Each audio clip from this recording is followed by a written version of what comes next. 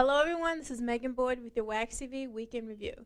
In the news this week, Columbus City Center is coming down, and downtown Columbus is about to change forever. It's hard to believe that Columbus City Center has been around for almost 20 years, but the mall, now abandoned, has passed the torch to Easton, Polaris, and other shopping centers around the city.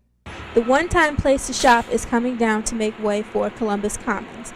Mayor Michael Coleman calls Columbus Commons a critical component of the revitalization plan for River South, an area that covers the southwestern part of downtown.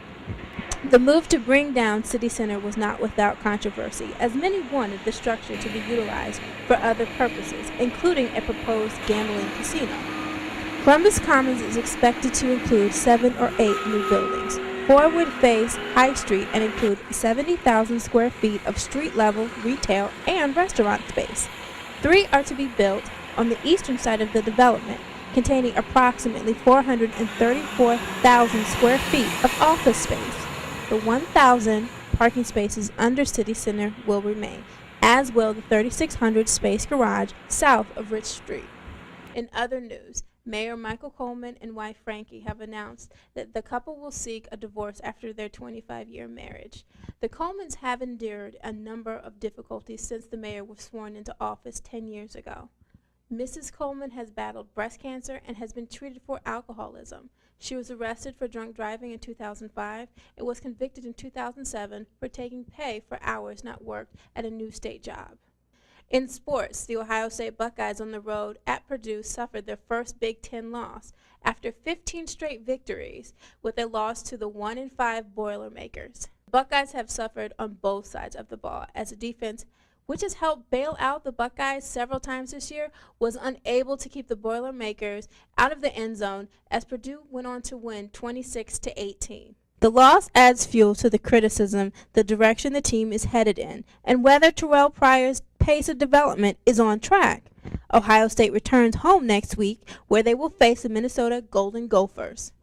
For the Ohio State men's and women's basketball team, this week was Media Day. It's hard to believe that basketball season is here, but both Buckeye basketball teams start practice this week in preparation for their upcoming season. The men's team announced that center Dallas Lauderdale has suffered a broken finger and will miss the first 4 to 6 weeks of the season. We caught up with the men's team earlier this week to ask about the upcoming season.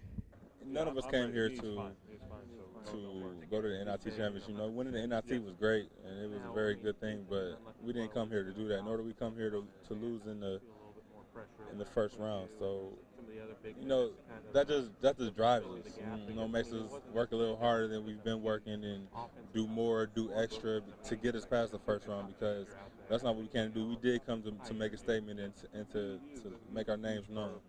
And they'll get the job done in my absence. But I'm going to keep working hard, keep rehabbing, and I'll be back as soon as possible. We definitely talk about we have to get better, and we have to, you know, represent all the hard work we've done and for the university as well. And we definitely know it's go time. We only have like 2 years left to try to, you know, make something happen. And we're pretty excited to try to go on a journey and try to keep getting better as a team and keep trying to win and keep trying to win big. And the Dallas thing, he'll be fine. You know, I went to go see him at his house yesterday, and I was just surprised how positive he was. And I know we're not gonna miss a beat without him, but we're gonna miss his presence. He's a real confident kid. He's really good for the team, but he's still gonna be on the sideline cheering and, you know, having his personality there, and we'll be fine. And when he gets back, he'll get back to how it was.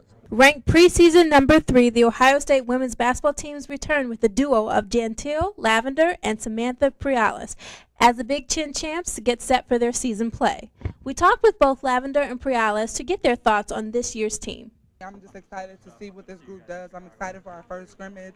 I'm excited for the first practice. I think that this group is very competitive, and I think that the group really understands what hard work is. And I think that when you have that established with such a young group of girls, that you really don't have a whole lot of work to do, because we have such great girls, and I think our freshmen are great leaders, so I think that we'll be great.